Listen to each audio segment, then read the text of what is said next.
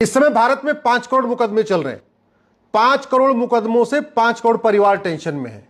एक परिवार में अगर 6 आदमी मान के चलिए तो यानी 5 करोड़ मुकदमों के कारण 30 करोड़ भारतीय टेंशन में है। 30 करोड़ भारतीय टेंशन में होने का मतलब ऑस्ट्रेलिया की जनसंख्या 2 करोड़ से थोड़ा सा ज्यादा है, यानी 14 ऑस्ट्रेलिया के बराबर भारत में लोग मुकदमों के कारण टेंशन में है। कनाडा की जनसंख्या 4 करोड़ से थोड़ी सी ज्यादा है, यानी 7 कनाडा के बराबर भारत में लोग मुकदमों के कारण टेंशन में। ऑस्ट्रेलिया की जनसंख्या 15 करोड़, रूस की जनसंख्या 15 करोड़ है। इसका मतलब 2 रूस के बराबर लोग भारत में मुकदमों के कारण टेंशन में। 1 अमेरिका के बराबर भारत में लोग मुकदमों के कारण टेंशन में है। फिर भी इस सड़ी हुई पुलिस, प्रशासनिक और न्यायिक व्यवस्था पे संसद में कोई चर्चा ही नहीं हो रही। इस सड़ी हुई पुलिस, प्रशासनिक, न्यायिक व्यवस्था से व्यापारी भी परेशान है, मध्यम वर्ग भी परेशान है, उच्च वर्ग भी परेशान है, मजदूर भी परेशान है, किसान भी परेशान है, फैक्ट्रियों के मालिक भी परेशान है। इस सड़ी हुई पुलिस, प्रशासनिक, न्यायिक व्यवस्था से हिंदू, मुस्लिम, पारसी, ईसाई, यहूदी, बहाई, बौद्ध, जैन सब परेशान है। फिर भी संसद में police reform, judicial reform, administrative reform पे कोई चर्चा ही नहीं हो रही। और इसका मैं क्लासिक एग्जांपल बताता हूं कि सड़ी हुई कानून व्यवस्था के कारण होता क्या है। पिछले सप्ताह फरीदाबाद में, हरियाणा के फरीदाबाद में एक बिहार का परिवार, गरीब परिवार जो खेती का काम करता था, दबंगों ने उसकी 2 बेटियों को बोला कि इन 2 बेटियों की शादी हमारे परिवार में करो। पिता ने मना कर दिया, बोले हम तो बिहार के रहने वाले, हम अपनी शादी विवाह बिहार में करेंगे, हम अपने क्षेत्र में करेंगे, अपने जाति में करेंगे। दबंगों ने पिता की हत्या कर दिया। जिन 2 बेटियों की शादी के लिए कह रहे थे, जबरदस्ती शादी करना चाहते थे, उन बेटियों को शादी के लायक छोड़ा ही नहीं, मार मार के उनका हाथ पैर तोड़ दिया। जब वो पत्नी यानी मां और एक छोटी बेटी और एक बेटा पुलिस में शिकायत दर्ज कराए, मुकदमा कराए, तो उसके बाद उनको धमकी दे रहे हैं कि मुकदमा वापस ले लो, नहीं तो तुम्हें जिंदा नहीं छोड़ेंगे। फरीदाबाद में हो रहा है, दिल्ली से सटे हुए फरीदाबाद में हो रहा है।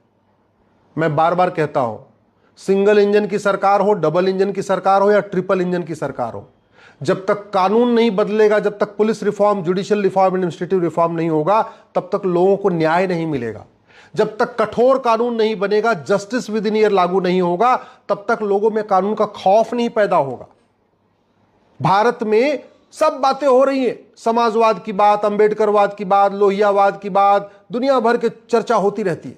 दुनिया भर के बकवास की चीजों पे संसद में तू मैं आरोप प्रत्यारोप होता रहता है, नूरा कुश्ती होती रहेगी, बतौलेबाजी हो रही, लेकिन सड़े हुए कानूनों को बदलने पे चर्चा ही नहीं होती।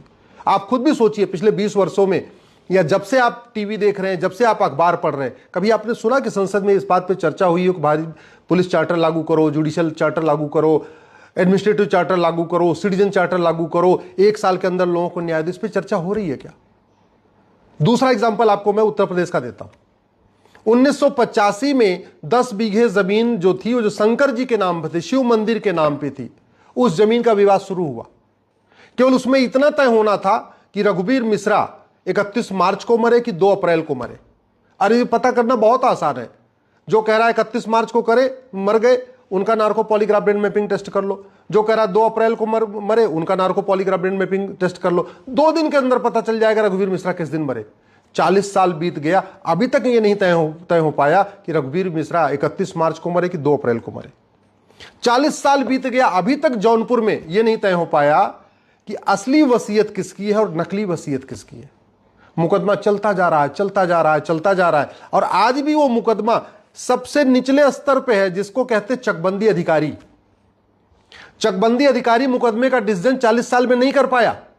इसके बाद अगर आज वो कर भी दे 2025 में, 1985 मुकदमा शुरू हुआ था, अगर 2025 में फैसला कर भी दे, तो फिर इसकी अपील होगी एसओसी के यहां, फिर उसकी अपील होगी डीडीसी के यहां, फिर उसकी अपील होगी चकबंदी कमिश्नर के यहां, फिर उसकी अपील होगी हाई कोर्ट में, फिर उसकी अपील होगी सुप्रीम कोर्ट में। 3 जनरेशन मुकदमों में जा चुकी है पिछले 40 साल में। जिन्होंने मुकदमा शुरू किया था वो मुकदमा लड़ते लड़ते चले गए, उनका बेटा मुकदमा लड़ते लड़ते भी वो 60 साल का हो गया, तीसरा नाती इस समय मुकदमा लड़ रहा है। ये मैं तो आपको 2 एग्जाम्पल दिए, ये कड़वी सच्चाई है।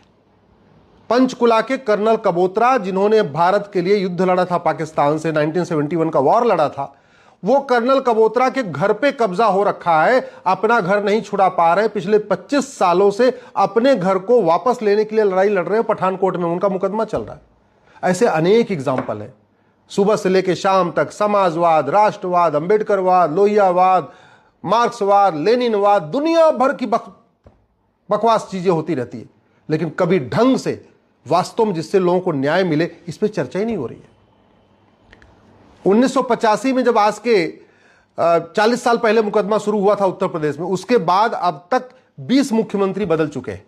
एनडी तिवारी जब मुख्यमंत्री थे उसके बाद ये उस समय मुकदमा शुरू हुआ था 1985 में, उसके बाद वीर बहादुर सिंह जी मुख्यमंत्री बने, फिर एनडी तिवारी मुख्यमंत्री बने, फिर मुलायम सिंह मुख्यमंत्री बने, फिर कल्याण सिंह जी मुख्यमंत्री बने, फिर राष्ट्रपति शासन लगा, फिर मुलायम सिंह मुख्यमंत्री, फिर बहन मायावती मुख्यमंत्री, उसके बाद फिर राष्ट्रपति शासन, फिर बहन मायावती मुख्यमंत्री, फिर कल्याण सिंह जी मुख्यमंत्री, फिर रामप्रकाश गुप्ता मुख्यमंत्री, फिर उसके बाद राजनाथ सिंह जी मुख्यमंत्री बने, फिर मायावती जी फिर मुख्यमंत्री बनी, फिर मुलायम सिंह जी मुख्यमंत्री बने, फिर मायावती जी मुख्यमंत्री बने, फिर अखिलेश जी मुख्यमंत्री बने, फिर योगी जी मुख्यमंत्री बने, योगी जी दूसरी बार मुख्यमंत्री बन गए।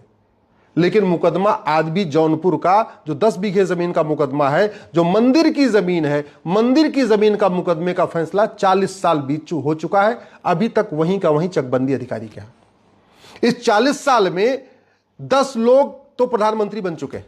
जब यह मुकदमा शुरू हुआ था 1985 में, उस समय राजीव गांधी जी प्रधानमंत्री थे, उसके बाद वीपी सिंह जी प्रधानमंत्री बने, चंद्रशेखर जी प्रधानमंत्री बने, पीवी नरसिंह राव प्रधानमंत्री बने, अटल बिहारी वाजपेयी जी प्रधानमंत्री बने, देवगौड़ा जी प्रधानमंत्री बने, गुजराल साहब प्रधानमंत्री बने, फिर वाजपेयी जी प्रधानमंत्री बने, मनमोहन सिंह जी 2 बार प्रधानमंत्री बने और मोदी जी तीसरी बार प्रधानमंत्री बने। मुकदमा ज्यों का त्यों वहीं चकबंदी अधिकारी के यहां। जब मैं बार बार कहता हूं ना, डॉक्टर बदलने से बीमारी ठीक नहीं होती है, दवा बदलना पड़ता है। कुछ लोग सोचते हैं कि अरे कैसे कैसे हो सकता है। अब आप एग्जाम्पल देख लीजिए कि पिछले 40 वर्षों में उत्तर प्रदेश के 20 लोग मुख्यमंत्री बन चुके हैं, पिछले 40 वर्षों में केंद्र में 10 लोग प्रधानमंत्री बन चुके हैं, उत्तर प्रदेश में 10 लोग राज्यपाल बन चुके हैं, 10 राष्ट्रपति अब तक बदल चुकी है और 50 चीफ जस्टिस ऑफ इंडिया बदल चुके हैं। लेकिन मुकदमा ज्यों का त्यों वहीं चकबंदी अधिकारी के यहां पड़ा हुआ है। ये मैंने आपको एक एग्जांपल दिया, ऐसे आपको यूपी में, बिहार में, बंगाल में, हर जगह आपको, गुजरात में भी एग्जांपल मिलेगा, तमिलनाडु में भी एग्जांपल मिलेगा, हर जगह मुख्य एग्जांपल मिलेगा।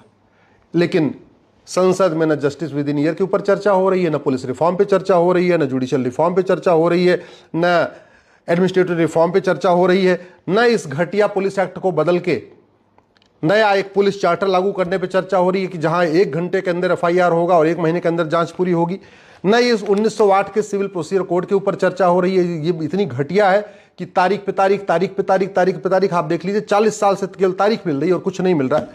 न तो जो मुकदमा लंबा चलता है उसका सबसे बड़ा कारण है भ्रष्टाचार। जो दबंग होता है वो पैसा फेंकता जाता है, पैसा फेंकता जाता है और आराम से तारीख लेता जाता है, लेकिन भ्रष्टाचार के ऊपर चर्चा नहीं हो रही। 1988 का महासड़ा हुआ घटिया ये प्रिवेंशन ऑफ करप्शन एक्ट, इसको बदलने पे संसद में कोई आवाज नहीं उठा रहा है। बस गांधीवाद, लोहियावाद, अंबेडकरवाद, लेनिनवाद, मार्क्सवाद, दुनिया भर के वादों की चर्चा होगी, कोई आवाज नहीं उठा रहा है। ये बेनामी प्रॉपर्टी एक्ट, अल्टीमेटली मुकदमा लंबा क्यों चलता है? क्योंकि तहसीलदार पैसा लेता है, थानेदार पैसा लेता है, एसडीएम पैसा लेता है, जजेस भी पैसा ले रहे हैं, हाईकोर्ट के जज भी पैसा ले रहे हैं। लेकिन बेनामी प्रॉपर्टी वाले कानून को बदलने पे चर्चा नहीं हो रही है, ये कालाधन विरोधी कानून बदलने पे चर्चा नहीं हो रही है, ये मनी लॉन्ड्रिंग के जरिए जो पूरा पैसा पूरे देश में घूमता रहता है इसको बदलने पे चर्चा नहीं हो रही है। भ्रष्टाचारियों की 100% प्रॉपर्टी जब्त करने, नागरिकता खत्म करने, आजीवन कारावास, फांसी देने के लिए कानून बनाने पे चर्चा नहीं हो रही है। ये आज तक कभी संसद में इस बात पे चर्चा नहीं हुई कि झूठ पकड़ने के लिए नार्को पॉलीग्राफ ब्रेन मैपिंग कानून बनाया जाए। कभी संसद में इस बात पे चर्चा नहीं हुई कि झूठा कागज बनाना गंभीर अपराध घोषित किया जाए। आप खुद भी सोचिए, को आज तक किसी भी समाजवादी, लोहियावादी, अंबेडकरवादी, गांधीवादी, मार्क्सवादी, लेनिनवादी, राष्ट्रवादी सांसद ने संसद में इस बात को उठाया कि भाई झूठा आधार बनवाना, झूठा राशन कार्ड बनवाना, झूठा ड्राइविंग लाइसेंस बनवाना, झूठा वसीयत बनवाना, झूठा विरासत बनवाना, झूठा बर्थ सर्टिफिकेट बनवाना, झूठा डेथ सर्टिफिकेट बनवाना, ये इसको गंभीर अपराध घोषित कर दिया जाए इस कानून में? कभी आवाज उठाई क्या? नहीं उठाई।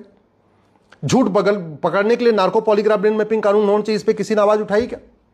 लोग झूठी शिकायत से परेशान हैं, झूठी गवाही से परेशान है, झूठी जांच से परेशान है, झूठे एफिडेविट से परेशान है। इस झूठ को गंभीर अपराध घोषित करने में कभी संसद में चर्चा हुई क्या? नहीं।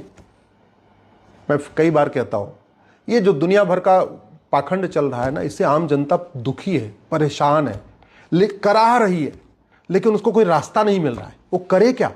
बहुत करती है सांसदों के यहाँ चली जाती है, बहुत करती है विधायकों के यहाँ चली जाती है, बहुत करती है मंत्रियों के यहाँ चली जाती है, हाथ पैर जोड़ती है, लेकिन उसको कोई रास्ता नहीं मिल रहा है।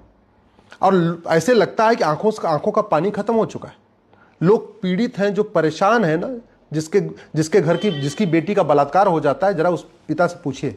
जिसके बेटे की हत्या हो जाती है, कभी उस पिता से, उसकी पत्नी से पूछिए या उसके पिता से पूछिए। जिसका सुहाग उजड़ जाता है, जरा उस पत्नी से पूछिए। मैं तो कल देख के आया हूं, आई थी वो मनोज तिवारी जी के यहाँ वो परिवार आया था बिहार का, जिसके पति को मार दिया और जिसकी बेटियों का हाथ पैर तोड़ दिया फरीदाबाद में। असहाय है बेचारी, कुछ नहीं हो रहा है। और सबसे बड़ी बात ये, फर्जी लोगों को जेल में डाल दिया गया, दबंग बाहर घूम रहे हैं। ये है पैसे का कमाल। पुलिस भ्रष्टाचार, थाना भ्रष्टाचार का अड्डा बना हुआ है। इतने बड़े देश में एक भी थाना भ्रष्टाचार से मुक्त नहीं है। इतने बड़े देश में एक भी तहसील भ्रष्टाचार से मुक्त नहीं है। 800 जिले हैं, एक भी जिला भ्रष्टाचार से मुक्त नहीं है। 6000 तहसील में एक भी तहसील ऐसी नहीं है जहां कहें कि हम ईमानदारी से काम हो रहा है। एक भी नगर निगम भ्रष्टाचार मुक्त नहीं है। एक भी सरकारी डिपार्टमेंट भ्रष्टाचार नहीं है, मुक्त नहीं है। जबकि भ्रष्टाचार को 1 साल में खत्म किया जा सकता है। 1 साल के अंदर कानून का खौफ पैदा कर दिया जाए, 100 रुपए से बड़ी नोट बंद कर दिया जाए, 5000 रुपए से महंगे सामान का कैश लेन देन बंद कर दिया जाए, और भ्रष्टाचारियों की 100% प्रॉपर्टी जब्त करने, नागरिकता खत्म करने, आजीवन कारावास, फांसी देने के लिए कानून बना दिया जाए। मैं गारंटी के साथ कहता हूं 1 साल के अंदर भ्रष्टाचार खत्म हो जाएगा। जैसे सिंगापुर में भ्रष्टाचार खत्म हो गया, जैसे न्यूजीलैंड में भ्रष्टाचार खत्म हो गया, जैसे अमेरिका में भ्रष्टाचार खत्म हो गया, आराम हो जाएगा। ये जितने भी लेखपाल हैं, पटवारी हैं, थानेदार हैं, हवलदार हैं, तहसीलदार हैं, सब ईमानदार बन जाएंगे। आदमी ईमानदार 2 ही तरीके से बनता है, शिक्षा में संस्कार हो, नहीं तो कानून का खौफ हो। या तो शिक्षा ऐसी हो अंदर से ईमानदार हो, नहीं तो कानून ऐसा खौफनाक होना चाहिए कि मन में अगर उसके है भी भ्रष्टाचार तो हिम्मत ना पड़े। ये सब ईमानदारी से अपना काम शुरू कर देंगे, लेकिन कानून बदलना पड़ेगा। कानून कौन बदलेगा? मैं तो बदल नहीं सकता, सुप्रीम कोर्ट तो कानून बदल नहीं सकता, हाई कोर्ट तो कानून बदल नहीं सकता। कानून कौन बदलेगा? सरकार को बदलना है। कानून कहां बदला जाएगा? संसद में। कब बदला जाएगा? जब सांसद इसके लिए आवाज उठाएंगे।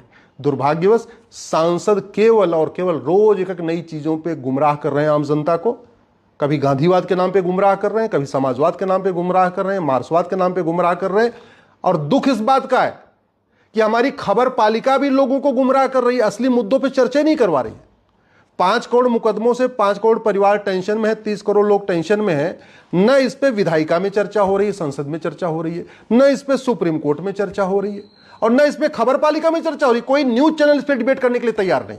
आप खुद भी सोचिए, आप कब इतने दिनों से न्यूज आप पढ़ रहे होंगे, किसी ने किया क्या? नहीं किया। ये कड़वी सच्चाई है। आवाज उठाइए, आवाज बुलंद करिए, फिर कोई रास्ता निकलेगा। और चुपचाप बैठे रहेंगे तो सहते रहिए, देखते रहिए, कोई फर्क नहीं पड़ेगा।